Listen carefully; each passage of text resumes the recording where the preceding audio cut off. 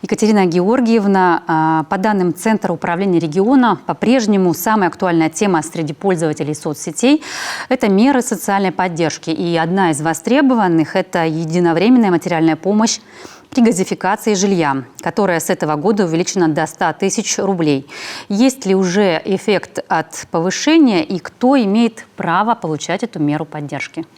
Действительно, это так. Это достаточно актуальная мера поддержки. В прошлом году она была увеличена дважды. Сначала в середине года она была увеличена до 75 тысяч рублей, и в конце года также увеличена до 100 тысяч рублей. Широкая категория граждан право на нее имеют. Это и наши ветераны Великой Отечественной войны, это многодетные семьи, это малоимущие семьи.